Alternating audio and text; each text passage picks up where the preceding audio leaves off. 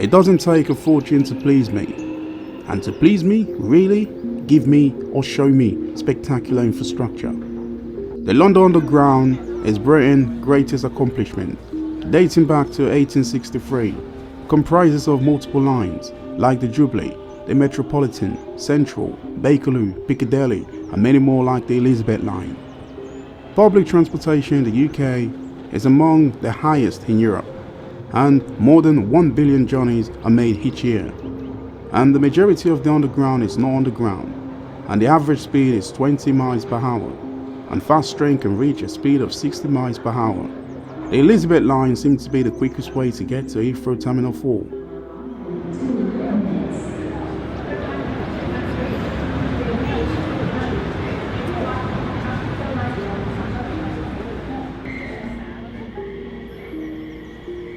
Yes, oh yes, it is new and better than the whole and run-down Jubilee Line freight I'm used to. And this will surely ease the pressure of the heavily congested TfL lines, but only if it doesn't get destroyed or mismanaged.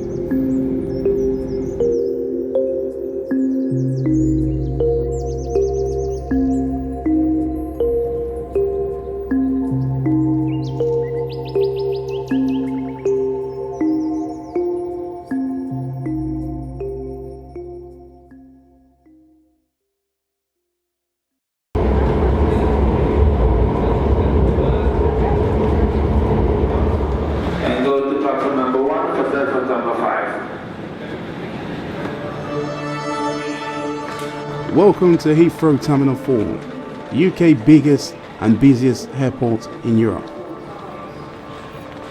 Thinking of buying souvenirs and things at Heathrow Airport? Then think again, because it's double or triple the price. Pure scam. I must admit, what a beauty that Elizabeth Line is. You know what, it's my first time ever riding on the Elizabeth Line, so I think it's relatively quite new, and it's quite comfortable as well. Very clean. I think it surely eased the pressure of the Jubilee Line. When you look at the infrastructure here in the UK, it's not amazing, it's not terrible, and then again, if we compare that to, let's say, countries in North America like the United States and Canada, I think the UK infrastructure-wise, particularly in London, it's pretty good. But if you move away from the major cities in the UK, chances are the infrastructure in the UK is not brilliant at all. Understand? But I can't complain too much. But I have to say though, it's like I made it safely here at Heathrow Airport. One of the world's most busiest, iconic airport, right? And of course, it has been at the forefront when it comes towards aviation. Boarding pass issued.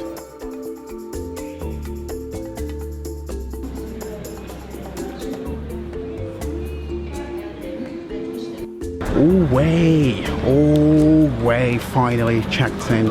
I'm on the way to China, like Beijing. And of course, I will touch down at Beijing Daxing Airport.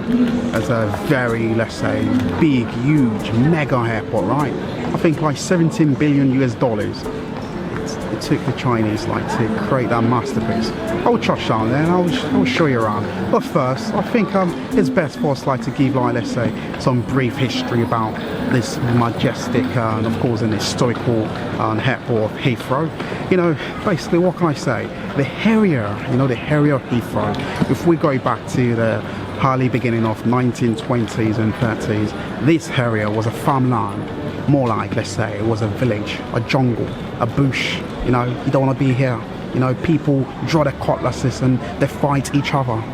Okay, that's a freaking joke, you understand? So, anyways, on a more serious note, when we look back as well, like the World War II, right? This airport was also requisitioned by the governments, the British government as well, and they developed it as a base, a military base for fighter flights, you understand? So it's surely a spectacular place, and it's surely an airport that's full of history and so many things happening, and now today it's a mecca of anything, let's say, global travel. What a place. The rich had all grown richer while the poor all took a hit, and his friends were all in jail, and he lost all of his rights, and the people were divided wasn't even fit for life. And he wanted to go back, but by then it was too late. Because stupid followed evil and there was nowhere to escape. Cause stupid followed evil and there was nowhere to escape.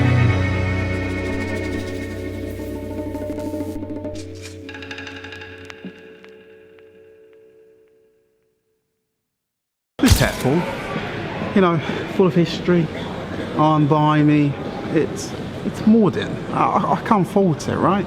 It's not the, let's say, the best airport out there. But let's go back to the history book, you know, after, let's say, post-war era, after the war, you know, this airport was, let's say, was handed for civil aviation use. You know, Heathrow Airport, right? This airport was officially opened, let's say, for commercial operation back in, let's say, on the 31st of May 1964. So, did you know that this airport, Heathrow, was once called the London Airport, but of course was later changed to Heathrow Airport in 1966. So yeah, I am very proud to say this airport has a lot of history, and yeah. It's not natural for perspective.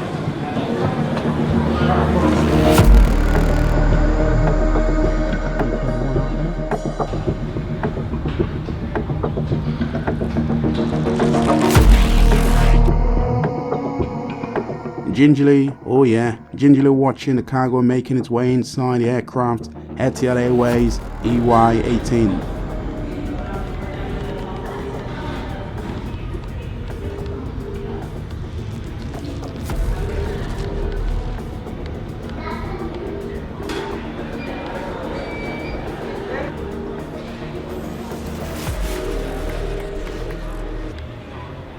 Aviation has come a long way.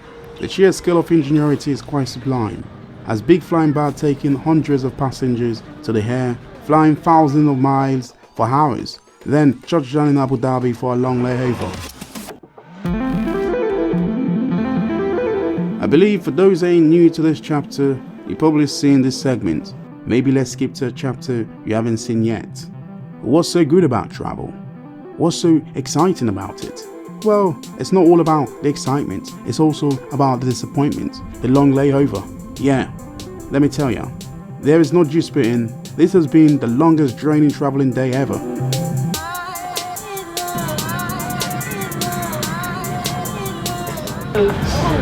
What's this place? That's it, yeah, that's Oh my here. God. It's in the middle seat, No. right here. You place? Mine. Mine is H.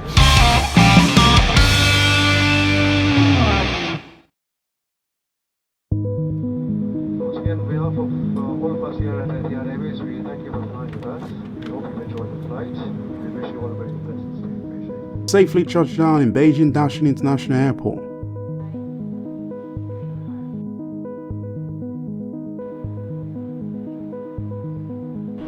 The word mega, spectacular, fabulous, grand, supreme, you know, elegant, brand new, fresh, you know, just right, just absolutely A-class, you know, top of the class. I mean, this airport, Beijing Daxing Airport, 欢迎来到 Beijing, you know, Daxing Airport. What's a place so far? What's your first impression of a place, a person? Most likely, their appearance, the way they speak, the way they go about, the way they welcome you, the hospitality. Well, for me, my first impression of a country is more like the airport. Yeah, for me, it has to be good. And if it sucks, then you're in for a long ride, my friend. And yeah, everything looked radiant. I mean, spotlessly radiant. I mean, the way they talk about infrastructure here in China, you may think people are getting paid every time they say something nice about the infrastructure. But in reality, no one is getting paid. They're just as mesmerized as I do. It's clean, it's bright, it's easy to navigate and get across from point A to point B. The Chinese has mastered the art of creation. Their ingenuity is stretched beyond borders. They create masterpieces, they create phenomenal stuff. You see, the Beijing Daxing International Airport is the largest airport in the world, and it's expected to handle up to 45 million passengers per year. and it's cost the Chinese government an estimate of $17 billion for this colossal project, with 4 runways and 79 airport stands. But the distance away from downtown Beijing, it's 46 kilometers.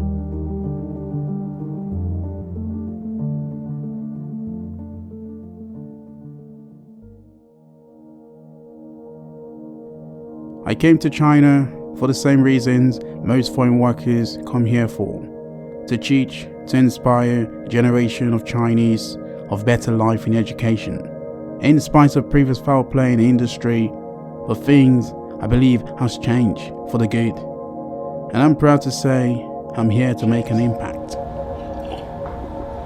You see, let me tell you something, right? Making an impact is exactly why I'm here. I'm in my apartment. I'm going to head outside. I'm going to show you exactly what China has been like so far. But before I do that, I think I need to clarify things. I think this is the last time I will mention this, right? Maybe occasionally I'll mention this, right? Just in case. For those who are curious to know exactly why I'm here in China, basically I'm here to work. Yeah, not just that, also to capturing things around China, to stay here for the long duration. God knows, it could be years, you know, but for now, I'm taking my time and so yeah, basically the guy move away. Cheers. So basically, what I'll say is, the one thing I've learned about China is, yeah, it's how safe things are here. It is really that spectacularly safe. You know, you see kids and let's say with their dad or mom, they're walking at night, you don't have to worry about anything, right?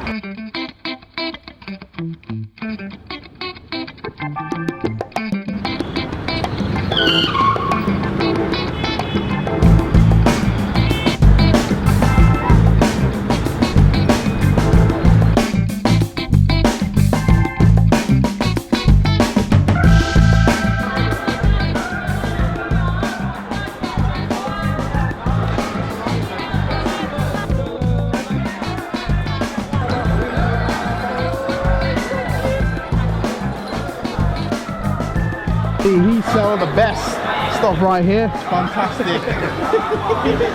Hello, ni hao. Yeah, bring it. Hey, there you go. See, everything in China is digital.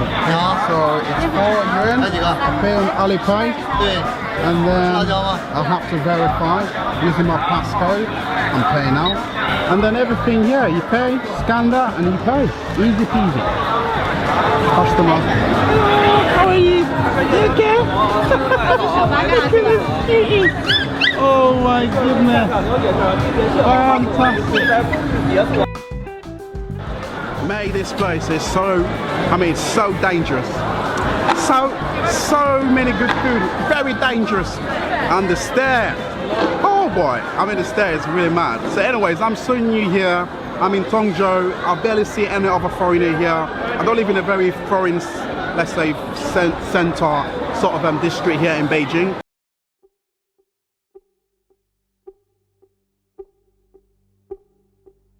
In conclusion, it's okay to be jealous. As an outsider, I'm impressed by the things I see, the things that captivate me, the things that stood out. And this airport is by far one of the most incredible ingenuity, mind-boggling and insanely, well designed and brightly beautiful, and all these things are all ticking. And maybe someone outside in the far west, they say, oh, this guy is a sellout. Boy, relax. Put your grudge and hate aside. Admire pure ingenuity, because the Chinese are going places. Their creation and vision is revolutionary. This place is the future. Yeah, China. And I'm glad to see it unfold right in front of me. Because I'm here in China, I'm here to stay for the long duration.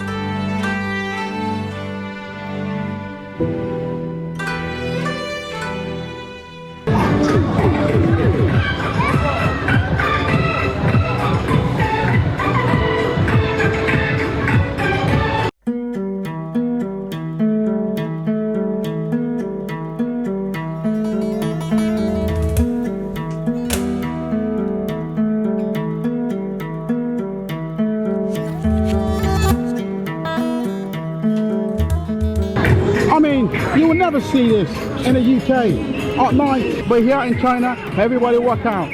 Move those arms, baby. Baby. The one thing is like, all you have to do is smile. People will open up for you here, right?